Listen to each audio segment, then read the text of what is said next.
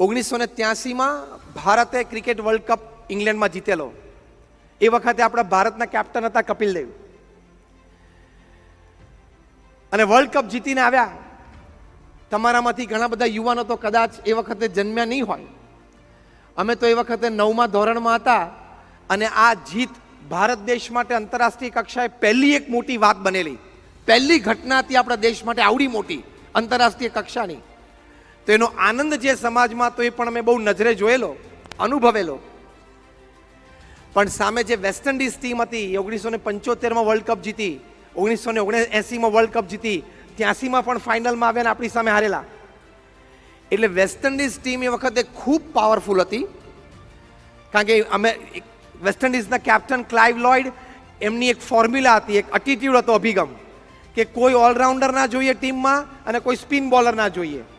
6 batsman, 1 wicket keeper અને 4 પેસ bowler. એટલે સવારનો પહેલો બોલ અને 90મી ઓવરનો દિવસના અંતે છેલ્લો બોલ બધા જ 90-95 માઇલ પર આવરની સ્પીડે પડવા જોઈએ. એટલે બેટ્સમેન ત્રાસી જવા જોઈએ, એને રિલેક્સેશન આપવાનું જ નહીં. એ એટીટ્યુડથી ક્લાઇવ લોઇડ રમતા, અને ખૂબ 70 અને 80ના દાયકામાં એને ક્રિકેટ જગત ઉપર આ ટીમે રાજ કર્યું. બહુ જ પાવરફુલ ટીમ હતી. એ લોકોના openers Gordon Greenidge, Desmond Haynes, Viv Richards, Richie Richardson, Gus Logie, Jeff Dujon, Joel Garner, Colin Croft, Michael Holding અને એન્ડી રોબર્ટ્સ.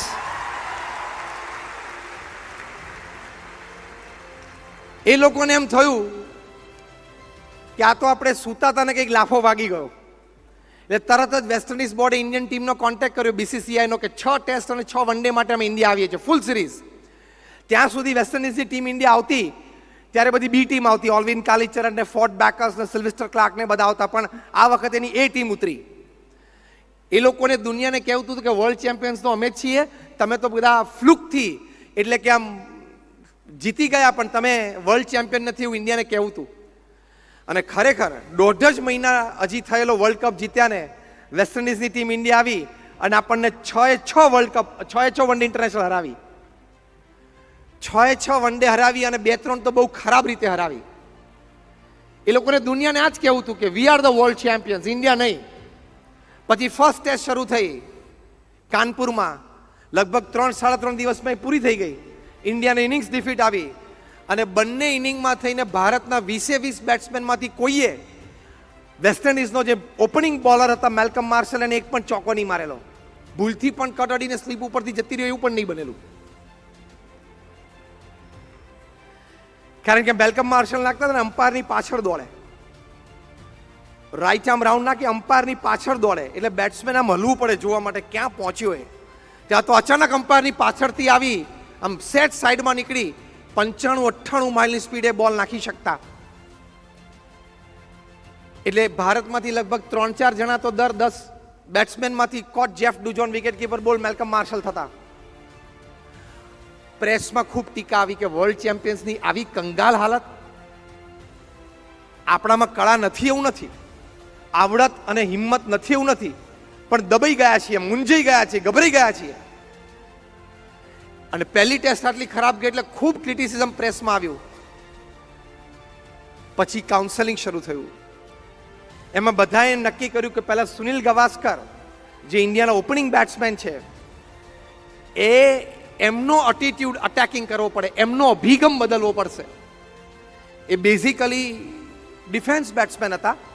1975ના વર્લ્ડ કપમાં હોમ પિચ પર પહેલી ટેસ્ટ ઇનિંગ્સ ડિફીટથી હાર્યા પછી સુનિલ ગવાસ્કરનો એટીટ્યુડ એ અટેકિંગ કરવામાં આવ્યો કાઉન્સેલિંગથી. એમને કહેવામાં આવ્યું કે if Malcolm Marshall is a world class bowler, you are a world class batsman. જો મેલ્કમ માર્શલ આટલો વર્લ્ડ ક્લાસ બોલર છે ને, તો તમે પણ વર્લ્ડ ક્લાસ બેટ્સમેન છો જ. તમારામાં આવડત છે જ. તમારું સ્ટ્રેટ બેટ બીટ કરવું અઘરું છે, માટે તમે ડિફેન્સિવ ન થાવ, તમે મેલ્કમ માર્શલનું મોરલ તોડી નાખો. પહેલા જ ઓવરની પહેલા જ બોલથી તમે એને અટેક કરો.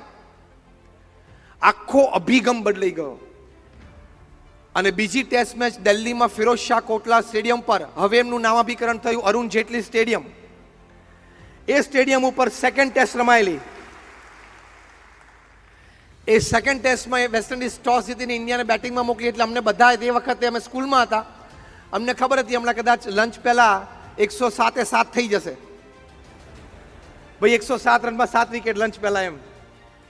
પણ સુનિલ ગાવસ્કર જુદા અભિગમ સાથે તે વખતે મેદાનમાં ઉતરેલા. એમને નક્કી કરેલું કે મારે મેલ્કમ માર્શલને પહેલી ઓવરના પહેલા બોલથી જ અટેક કરવો છે,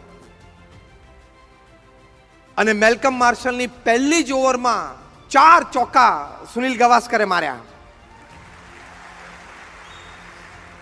હજી 1983નું એ દ્રશ્ય, એટલે કદાચ એ વાતને આજે 36 વર્ષ થયા, એ દ્રશ્ય મને એઝ ઇટ ઇઝ યાદ છે કે પીચની વચ્ચે પોતાની કેડ ઉપર હાથ રાખીને મેલ્કમ માર્શલ સુનિલ ગાવસ્કર સામે જોઈ રહ્યા અને બોલ્યા હતા કે બડી, it is your day today Sunny, કે આજે આ તારો દિવસ છે, તું આજે રમી લે.